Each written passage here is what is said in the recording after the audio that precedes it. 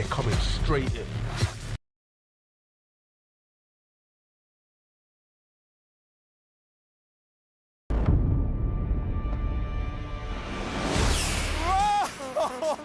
This is the A-10 Thunderbolt II, an iconic attack aircraft that's essentially a flying tank. Now, you've probably heard the A-10 referred to by another name, the Warthog, and that's due to its fierce, aggressive, and distinctive appearance. In fact, it's been said that the A-10 is the ugliest, most beautiful aircraft on the planet.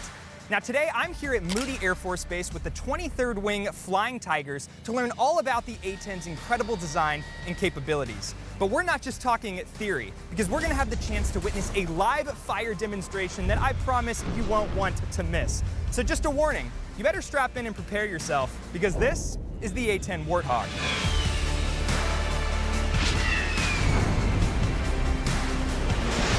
Bro, question. Bro, what do flares do? I never understood the point of flares. Like from a airplane, you know when you shoot a missile at a fucking aircraft, it shoot flares. Like what do the flares do? Like what? If he has one with the F-16 or F-14 or something, right? He has one on everything, right? I think he do got one on the F-16. I think I watched it, but like I gotta look it up. Or he might talk about it, or do I look it up?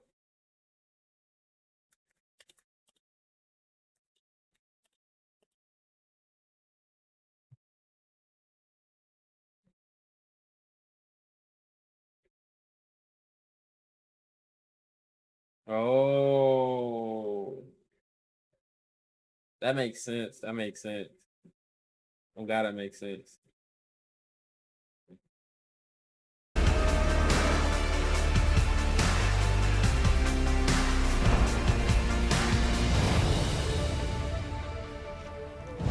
Sam, welcome to Moody. It's good to see you. I'm here with Captain Josh Flores, call sign Fuego. Now, Captain Flores and I actually went to school together at the Air Force Academy. We graduated in the same class. I always knew you'd be doing big things. But what can you tell us about this jet? What's it like to fly the A-10? Yeah, Sam, one word, it's incredible. The jet was designed for close air support. It's close proximity to friendly forces, so those dudes on the ground, when they need help, they call us. But the best part is sitting right above that 30mm cannon. Well, I can't remember an aircraft I've been more excited to see up close and in action. But before we get there, I do want to cover a little bit of the background on how this aircraft came to be. The A-10 Warthog is truly unlike any other aircraft in history. Developed back in the 1970s, it was built to fill the vital role of close air support that was set by the US Air Force. They needed an airplane that was simple, effective, and survivable, one that could fill in the gaps of the US Army's helicopter fleet. Essentially, they needed an attack helicopter, but in airplane form, and that's exactly what they got.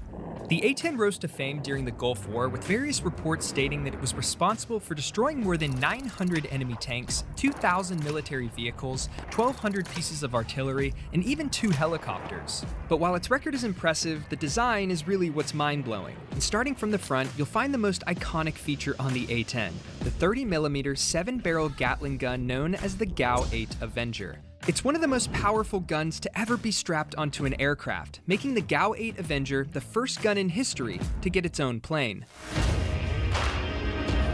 Well, Sam, this is the GAU-8 Avenger, our 30mm cannon. You see it's got 7 barrels there, can hold about 1,150 rounds of that 30 mic, shoots at 70 rounds per second for 3,900 rounds per minute. We got 3 different types of rounds. You have your armor piercing, your high explosive, and then your target practice round. You can really think that high explosive is almost like an individual hand grenade coming out of each barrel. So just doing the math there, 70 rounds per second, 1,150 rounds total. That's what, roughly 20 seconds of freedom you can pull that trigger? Can you guys do that? Well, we try not to for the sake of the gun. What we'll strive to do is about 1 second to 2 second bursts. They'll put about 100 rounds down on target just to save ammo for multiple targets. You have to keep the gun healthy.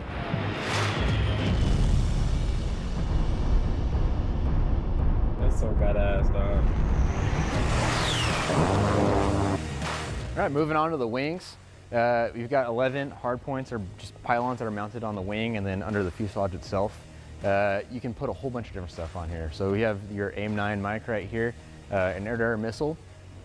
You can carry a bunch of different bombs. So you have our laser-guided bombs, you have the GPS-guided bombs, small diameter bombs, which give us a little more range, all the way down to the Mark 82, just dumb bomb body kit. You have the air-to-ground missile, 65, AGM-65. It's a tank-killing missile, right? Just what this jet was built for. This one's a Delta model, so it's IR seeking.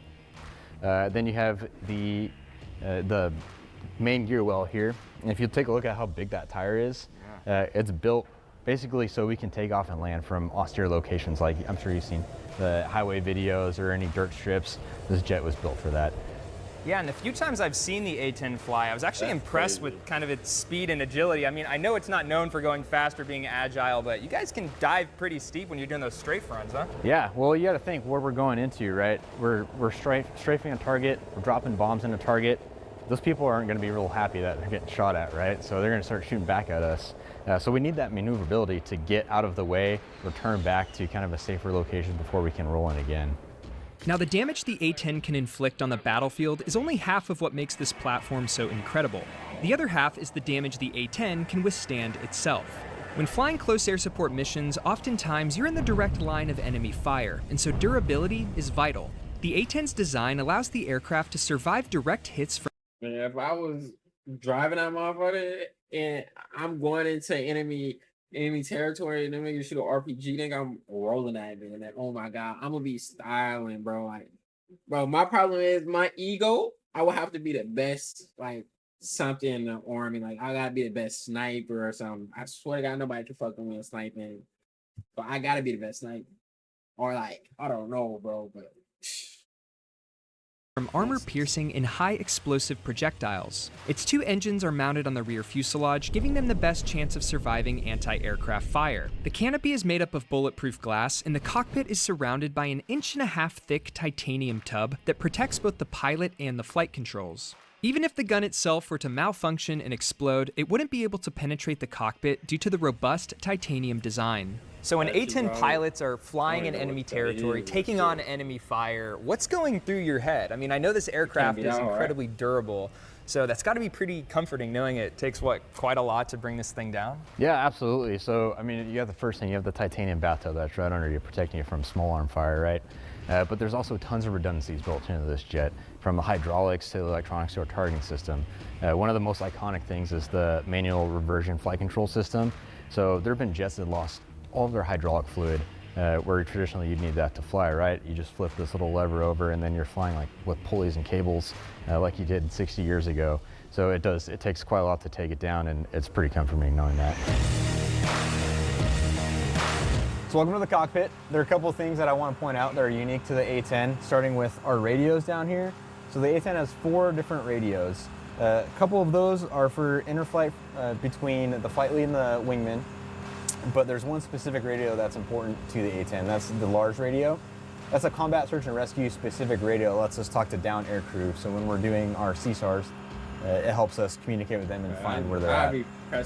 Moving on, we've got our armored control panel here that arms up the gun and any other weapons we have on the jet. We've got our 2 multi-function displays here where we can throw up a moving map that lets us see pretty much the whole battlefield, or a targeting pod, or any other sort of information we want to get.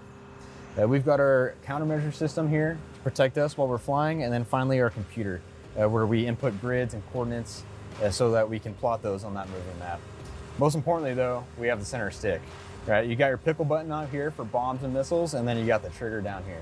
So when you're sitting here and you pull that trigger, I mean, I imagine the recoil is pretty crazy. What's that feel like? So surprisingly, there's not really recoil. Wait, you can have recoil in an aircraft? I didn't know that. I thought it just... That's kind of crazy. Right, I've heard a lot of people say, you know, when you shoot the A-10, it stops in flight. That's not true. But it does shake violently. And you can see in our HUD, the whole thing shakes and you almost lose what you're looking at. You can feel the vibrations throughout the cockpit, and then you can smell the gun gas, all that gunpowder come through the cockpit. It's pretty awesome. Now, an A-10 being a relatively slower jet than like a fighter jet, how many Gs do you guys typically pull on a mission? So it depends. We can pull up to just a little over 7 Gs. That doesn't happen too often, but typically on a mission, in our safe escape maneuver getting away from the ground, We'll pull anywhere between 4 to 5 Gs. That's pretty standard what you see on any kind of sortie that we fly. And you guys do wear G suits though, right? Oh yeah, we wear the G suit every sortie we fly. So when it comes to the targeting and accuracy of the weapons, I mean, is there anything you're doing up here? Is that a complex process? How precise is it? Yeah, so it's kind of a two-part answer there. As far as targeting, we'll get the grids that we put in our computer, and then we can look in our targeting pod. That's really going to give us very specific location where that is. Now, when it comes time to roll in, the A-10 has a very unique feature called PAC, Precision Augment Control. And what that does is it basically freezes the flight controls. So when you're down final and you're pointing your gun, your crosshairs aren't moving. It's to pretty much ensure that when you're down final, you're gonna get the most accurate shot. And I know your helmet's a little unique too. I see you got a cool little monocle there. What's that all about? So right here we have the helmet mounting cueing system.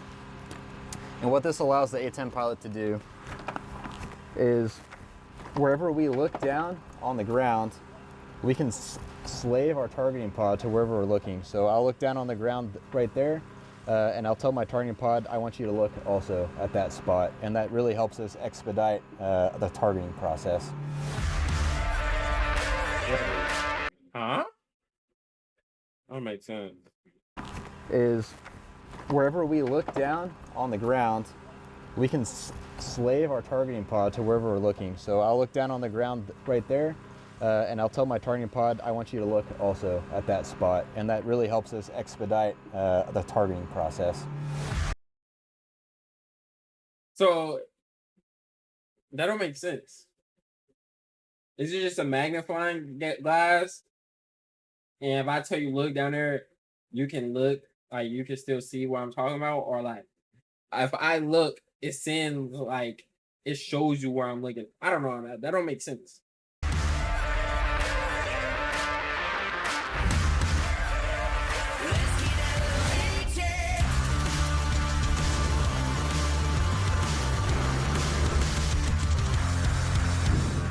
Now, before we can witness the live fire demonstration, the aircraft, of course, needs to be loaded. However, on the A-10, that process is a little bit unique.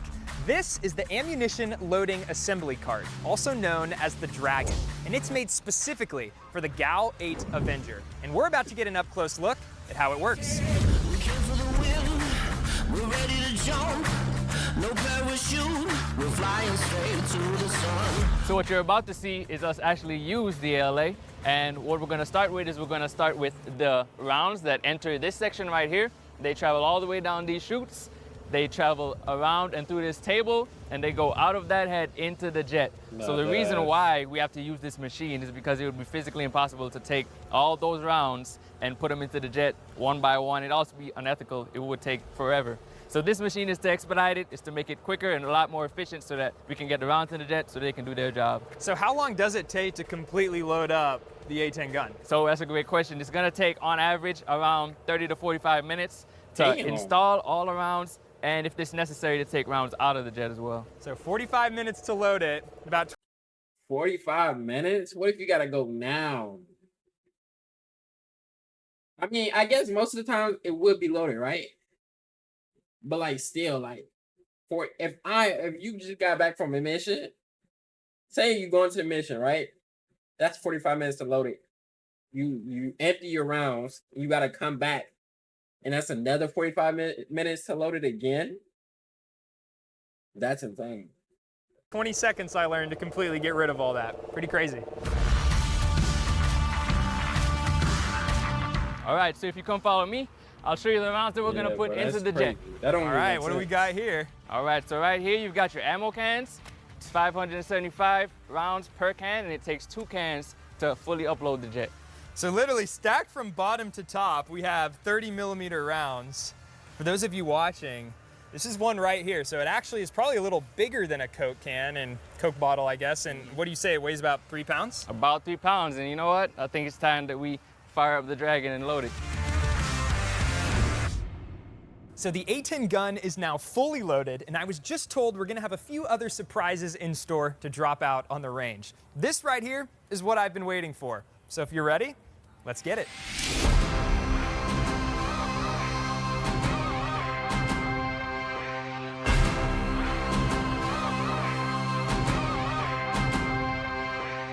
I'm here at the Grand Bay Bombing and Gunnery Range just a few miles to the east of Moody Air Force Base, and this is going to be our playground for the live fire demo. Now I'm standing on a tower about 500 meters away from the impact area, which consists of a strafing zone and various connexes that the A-10s are going to target. I was told this is the closest I can be for safety, which I am totally okay with. Normally I'm up for getting a little bit closer for the action, but for this, nah, I'm cool hanging back.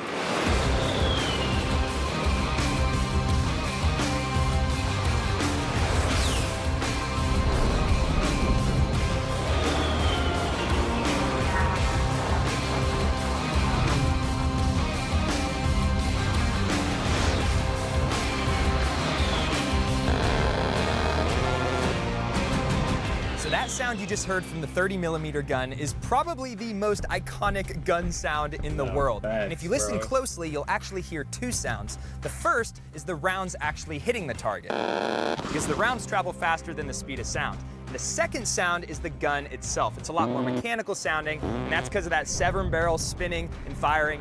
It's pretty cool.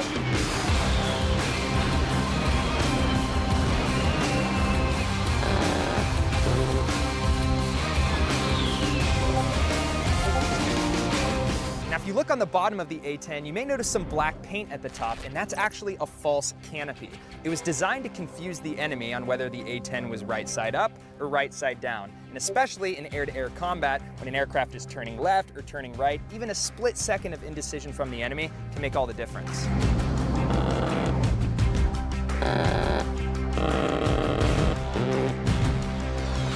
So if you remember back when Captain Flores mentioned when he fires the gun in the cockpit, he can actually smell the smoke. Well, when the A-10 was originally being developed, they realized that the gun could actually damage the engines and choke them out because they weren't getting enough oxygen from all that smoke from the gun. So what they did is they modified it and built a special combustion chamber, which is what are on these aircraft now. So now there's no issue when you're firing that gun, aircraft can fly just fine.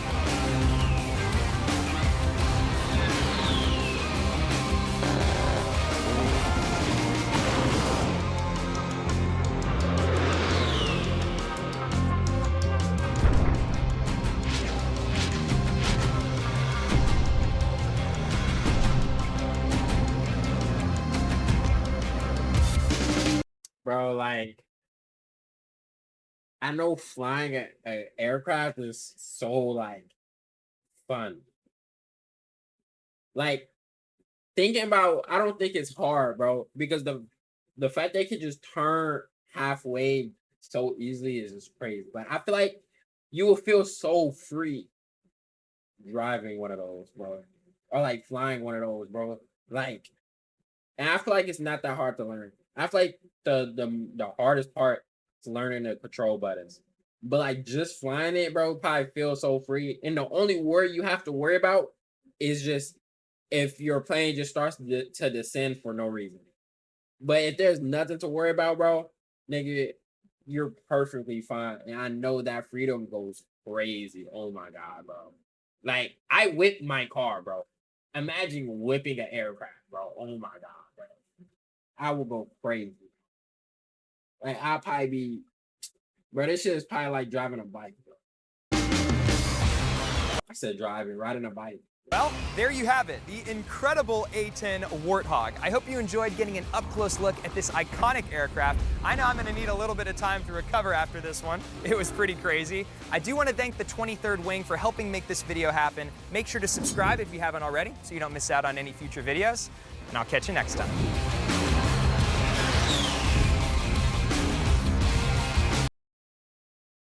Bro, these videos so tough, bro. I low-key wanna watch this one. I wanna watch this one.